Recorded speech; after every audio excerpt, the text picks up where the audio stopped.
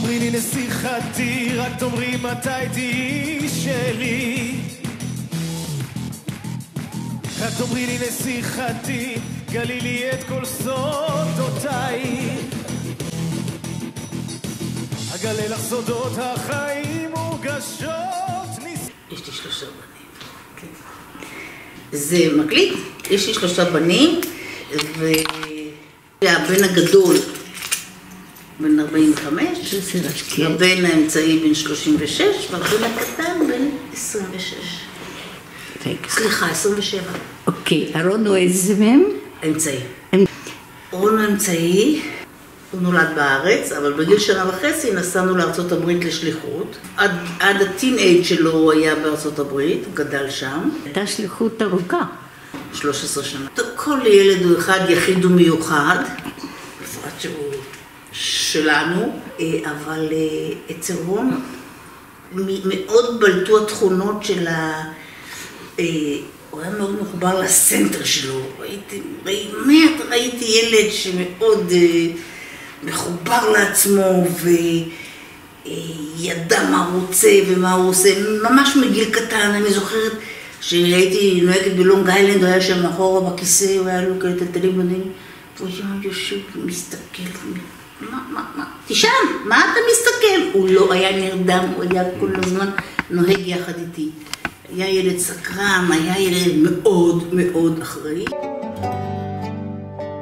והיא שעמדה לאבותינו, והיא שעמדה לאבותינו ולנו, שלא אחד בלבד עמד עלינו לכלותנו, עמד עלינו לכלותנו. ולי קוראים רון, אני קודם כל הבן של אמא שלי, של זהבה. אז אני חי בלוס אנג'לס, בארצות הברית. מחר אני טס חזרה. אני גדלתי בארצות הברית, נולדתי בישראל, גדלתי בארצות הברית עד שהייתי, אני חושב, משהו כמו בגיל 15, חזרנו ארצה. עשיתי תיכון, קיץ 2006. גלעד שליט נחטף, זוכרים? יש פיגוע בצפון על ההמר של המילואים, רגב וגולדווסר נחטפים.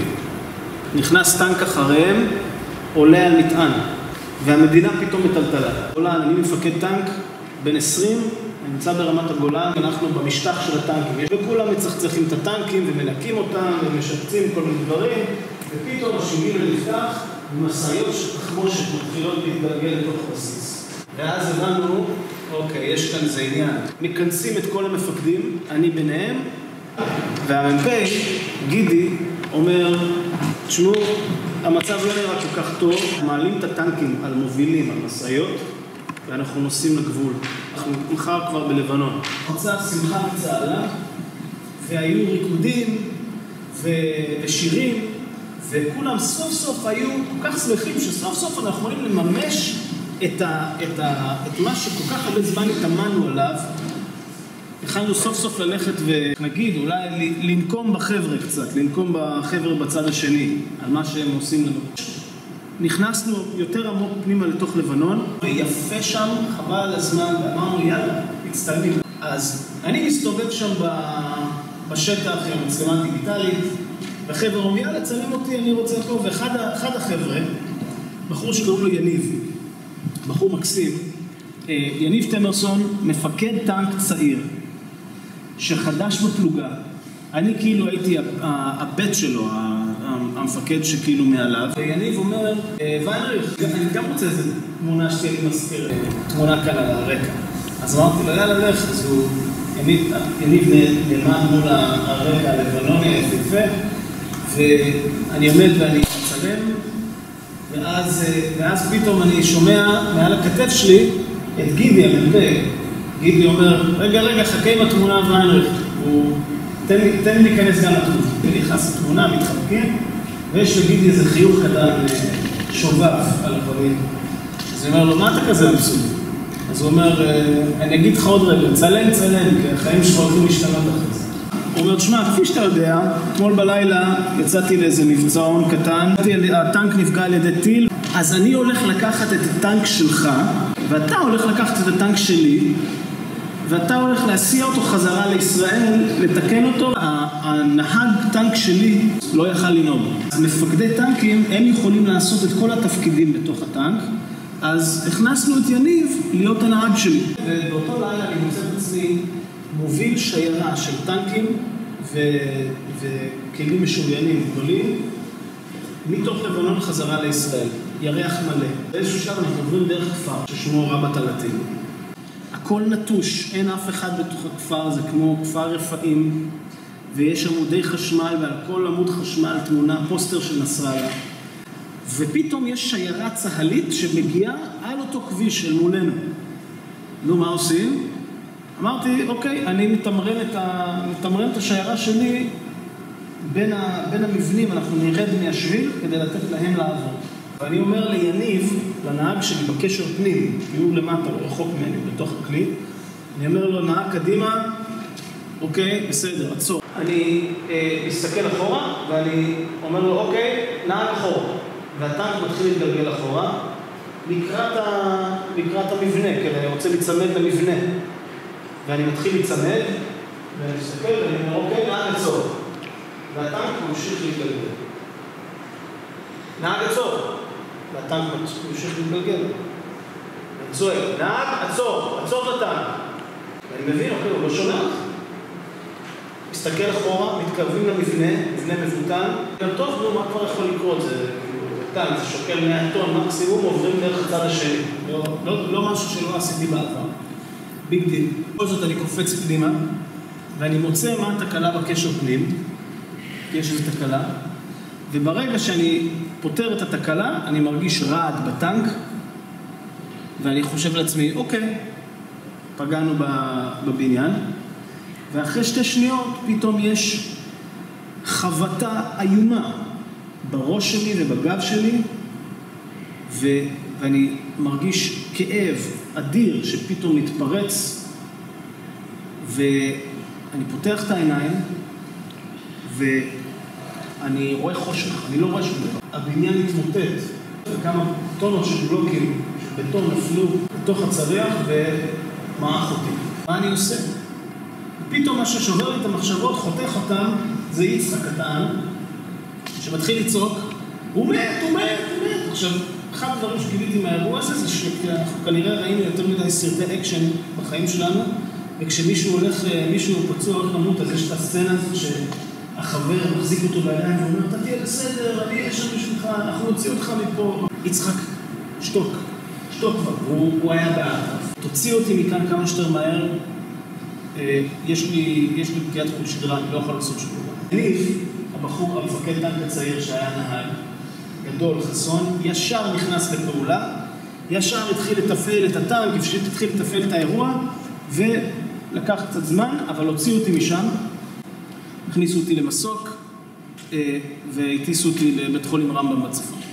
התעוררתי בחדר טיפול נמרץ, מלא בכל מיני צנרת וכל מיני כאלה, אבל האחות הראשית מגיעה עם הפלאפון שלי, ואומרת לי, רון, המג"ד שלך רוצה לדבר איתך. המג"ד שלי, דרך אגב, התפוצץ שבוע לפני ושכב פצוע בתל השומר. הוא אומר, תשמע, אני לא רוצה להיות זה שמתקשר להורים שלך להגיד לך, כי אז הם ייכנסו ללחץ. אז לפחות שישמעו את הקול שלך, אתה יכול להתקשר אתה? אמרתי, כן, אני יכול להתקשר, אין בעיה. ואז הוא אומר, תגיד, אתה צריך משהו ממני? אני יכול לעשות בשבילך משהו?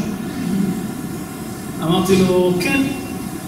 הצוות שלי היה כל כך לחוץ, פשוט לקחו אותי במסוק, אני לא יודע אם אני חי או אני מת. אתה יכול לסדר שהם יבואו לפה? הוא אמר, כן, איבדתי הכרה, פעם הבאה שהתעוררתי, חן ויצחק, התותחן והטען שיעמדו ליד המיטה שלי.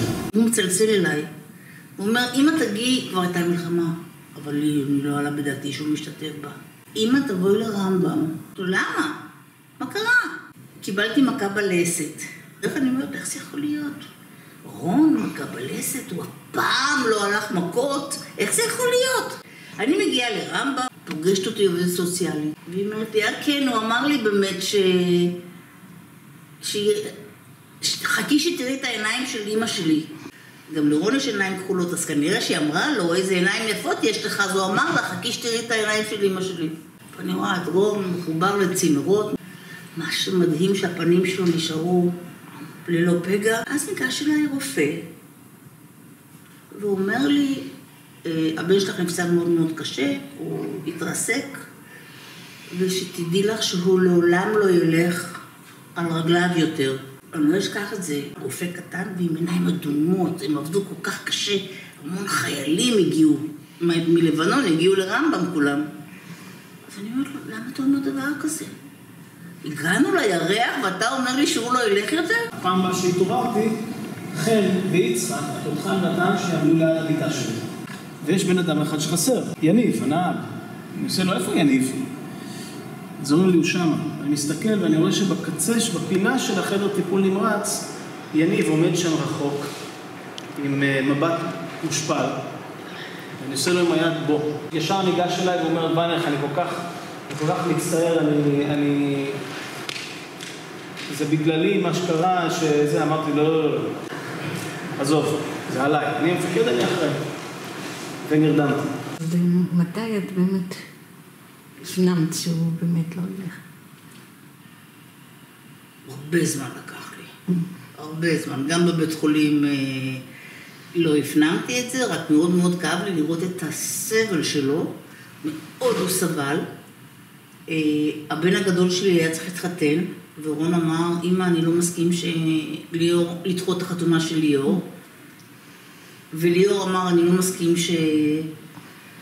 רון לא יהיה בחתונה שלי. נגמרה המלחמה, כפי שאנחנו יודעים, אין כמו מלחמה טובה כדי לאחד את כל עם ישראל, וכל היום כמו רכבת, נכנסים ויוצאים לי אנשים מהחדר בבית חולים, שוקולדים, מה שלומך, איך אתה מרגיש, ופתאום נכנס חייל צעיר לתוך החדר, חייל מהגדוד שלי, הוא אומר לי, ויינך, שמעתי עליך הרבה, וואלה, אתה כזה תותח. הוא אומר, זה כזה חבל, מה היה יניב? פתאום היה לי שקט הזוי בחדר. כולם מסתכלים על כולם כזה. הוא אמר משהו שהוא לא היה צריך להגיד. ואז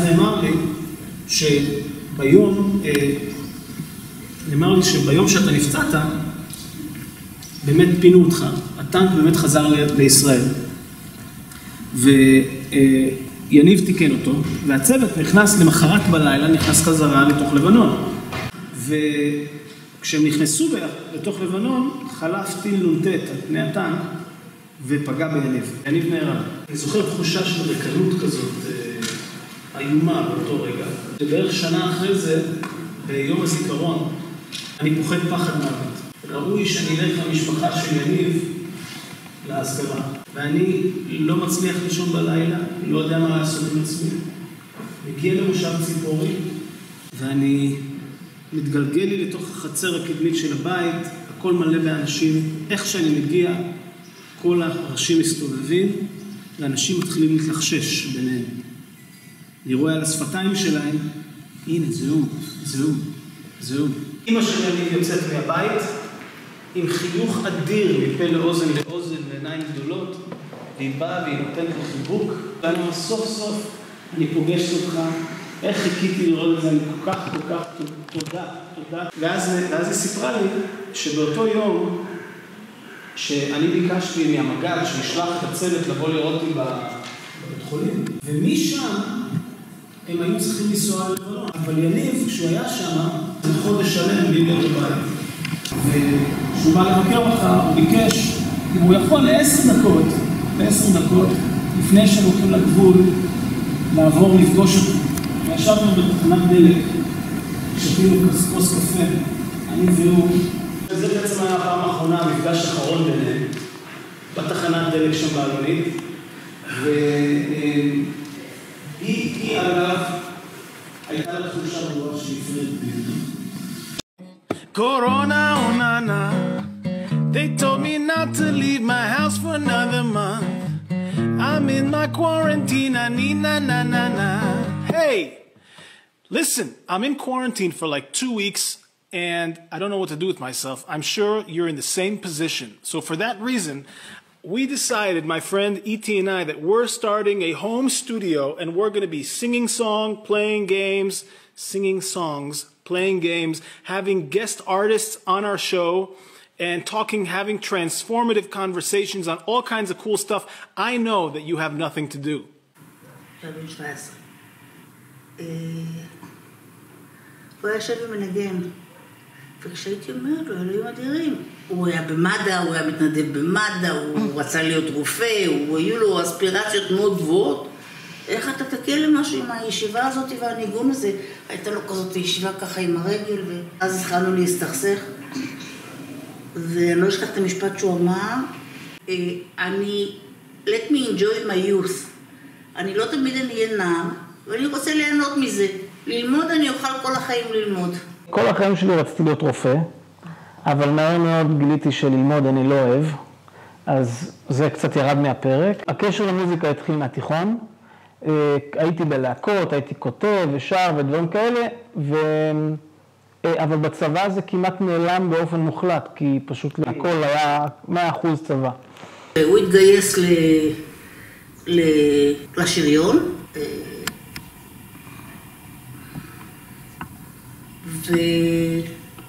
והופתעתי, אני יודעת, לא נראה לי שהיה מתאים לו להיות קרבי בכלל, אבל הוא היה, כשהוא רצה משהו אז הוא היה במרכבה 4 והכיר כל בורג, והוא היה מפקד נורא מחמיר, פרפקציוניסט, וכשפרצה המלחמה, אז נורא מעניין. מה זה דיניי, לחיות הוא אמר, אמא, אני לא הולך להילך, אני לא משתתף במלחמה בלבנון השנייה, לא לדאוג לי. מה שכן הוא בא שבועיים קודם, כי הבן שלי הגדול עמד להתחתן, אז הוא הגיע לקנות בגדים חדשים פה, וחזרה לצבא. אחרי הצבא ואחרי שנפצעתי, היה לי מין דחף כזה, אז אני גדלתי בארצות הברית, והיה לי דחף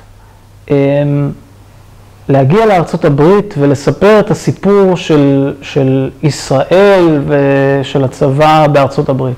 נפצעתי, קרה לי מה שקרה לי, ועכשיו אני רוצה להוציא מזה קצת טוב, משהו כזה, אז ללכת לדבר עם אנשים ולספר להם מה היה ואיך היה, ולהעלות בהם השראה לכל האמריקאים היהודים שרוצים לתמוך. קיבלתי טונות של חום ושל אהבה ושל אהדה והערצה וכל הדברים האלה, אבל עם הזמן התחלתי לקלוט שיש לי קהל מאוד ספציפי שמגיע לזה. שהם כבר אוהדי ישראל שרופים, ושהם באים לראות אותי כי הם גם ככה כבר אוהבים את ישראל, והם כבר יודעים יותר על הצבא מה שאני יודע על הצבא, כי הם כל היום הם חיים את זה, כן? ציונים כאלה.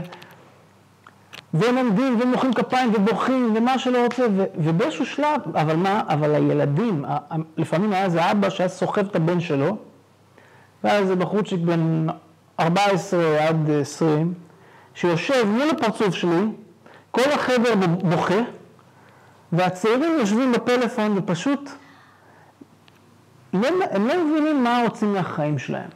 מה מעניין אותי, מה צבא, מה זה טנק בכלל, מה... ואני לא אשכח כמה זה הטריד אותי בזמן ההרצאה, שכל הזמן אמרתי, איך אני מגיע אליו? איך אני מגיע לבחור הזה, כאילו?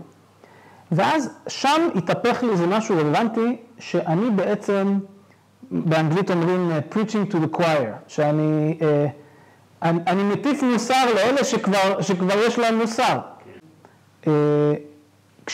אחרי שנפצעתי, יש הרבה זמן מת בבית חולים, חצי שנה שכבתי בבית חולים, ויש לי הרבה חברים מוזיקאים, והם הביאו לי אורגן ומחשב לחדר של הבית חולים, כדי שאני אוכל להתחיל לשחק בזמן המת שלי. והיום בדיעבד אני רואה כמה המוזיקה הייתה סוג של, הייתה איזשהו מפלט, איזשהו מקום שאני יכול לשתף את הרגשות שלי ומה עבר עליי באותה תקופה דרך כתיבת שירים. היום אני אומר את זה בדיעבד, כי בזמנו חשבתי שאני סתם כותב שירים, והיום כעבור 14 שנים, אם אני מקשיב לשירים מאז, אני קצת לא מאמין שאני אמרתי את מה שאמרתי, שהמילים היו את מה שזה. היה לי חלום לבנות אולפן בבית שלי, עברתי לגור לבד, בניתי אולפן הקלטות בבית, והחבר'ה שלו היו פשוט באים כל הזמן, והיינו מתחילים להקליט וזה הכניסה שלי לתוך העולם המוזיקלי היותר מקצועי, אם כי עדיין היה חובבני. הוצאתי איזה דיסק ראשון, שהייתה לי חברה טובה, שהייתה באה אליי לאולפן, בחורה מהחבר'ה, קוראים לה אדר גולד, הבת של שרי גולד, ששרי הזמרת ששרה דם חם, דם חם, דם חם, זה מה שכולם אומרים שיש לי. אז הבת שלה זמרת אדירה, והייתה אצלי כל הזמן באולפן, והיא הייתה בכוכב נולד. ואחרי שהיא סיימה כוכב נולד, אמרתי לה יום אחד, תגידי, מה את חושבת? אולי אני אעשה כוכב נולד? והיא אמרה, יואו, איך לא חשבתי על זה? ישר הרים הטלפון והתחילו העניינים. ואני רציתי, היה לי חלום כן להצליח כאומן, כן להיות כאילו, שאנשים ישמעו את המוזיקה שלי ויראו אותי וכולי, אבל לא יכלתי להשתחרר מהמחשבה הזאת של האם אנשים יכולים לסבול בחור בכיסא גלגלים שעולה על במה ושר שירי רוק אנד רול מבלי לרחם עליו. כי אם זה המצב, אז אני לא עולה על במה. אני לא רוצה לעלות על במה צקצקו ויעשו, אוי, מסכן כזה, אבל הוא שר נורא יפה. נשאר לנו רק סולו אחד לערב, והוא יהיה של רון ויינרייך.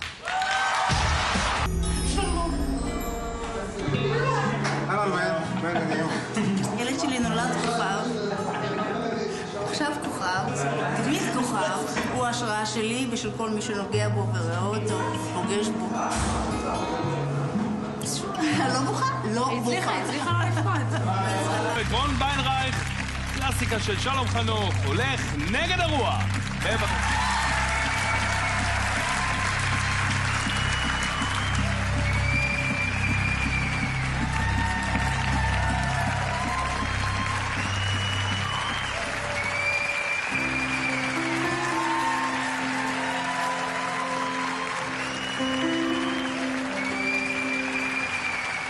המאוחרת, הרחובות ריקים מאדם, לאורך הטיילת הפנסים דולקים, אפשר לראות את הים, ואתה מרגיש שאתה האיש הכי בודד בעולם. אתה מוצא את עצמך הולך נגד הרוח, אף מכונית לא עוברת, גשם שוטף את העיר, הרוח מתגברת ועושה שמות ברחוב שאתה מכיר, ואתה שיקור שרועד מקור ונכנס עם הראש בקיר. אתה לא היחיד שהולך נגד הרוח, הולך נגד הרוח. אני שוכב על הגב בתוך המקלחת בבית חולים. מגלגלים אותי לתוך הבית חולים, לתוך המקלחת פעם ראשונה מאז הפציעה שלי. שוכב על הגב, ואני רואה ספוטלייט, גוף תאורה בתוך התקרה, ויש חישוק נרוסה סביב הגוף תאורה. ואני מסתכל בחישוק נרוסה, ואני רואה השתקפות של משהו, נראה כמו שד. ולוקח למוח שזה 5 שניות מקלות, שאני מסתכל על עצמי. שבוע לפני הייתי מפקד טנק חזק ואמיץ, ועכשיו אני נראה כמו גופה. וזה היכה בי כמו משקולת בחזה.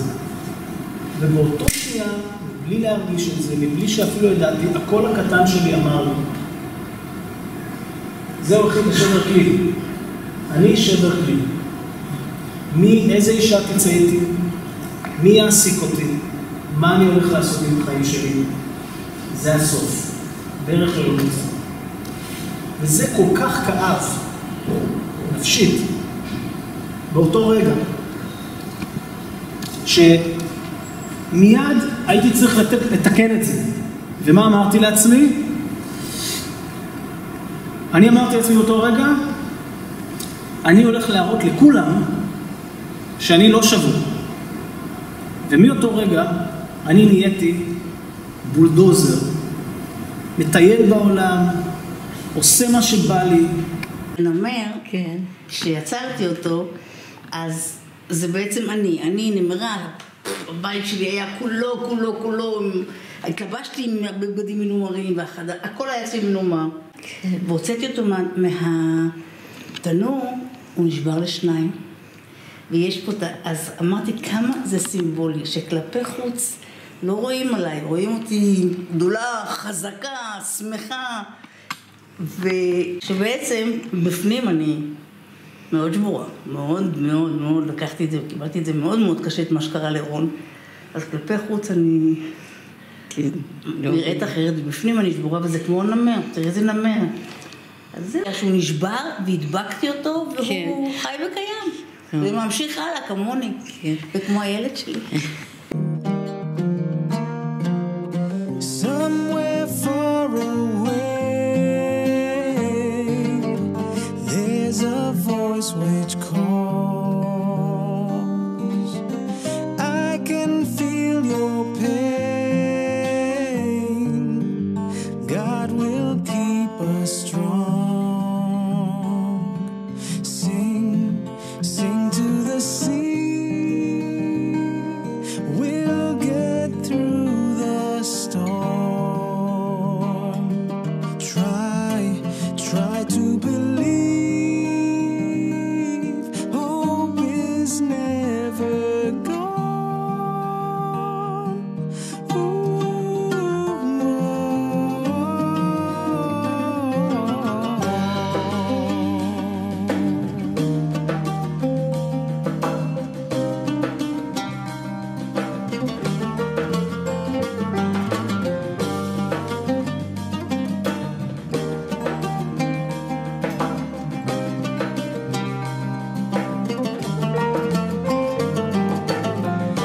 Every bus that passes, every flag that waves, I can hear your voice. Every wave that crashes, every silent breeze, wish I'd had the choice. Somewhere far away, there's a voice which calls. I can feel your pain, yeah. God will keep you warm. Sing to the sea. We'll get through the storm. Try to believe. Hope is never gone.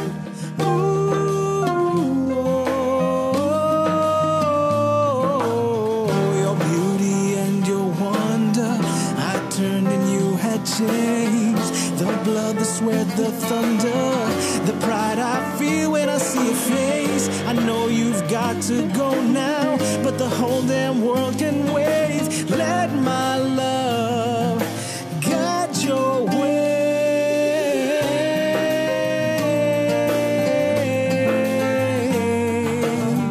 There's a voice which calls. I can feel your pain. God will keep us strong. Sing to the sea.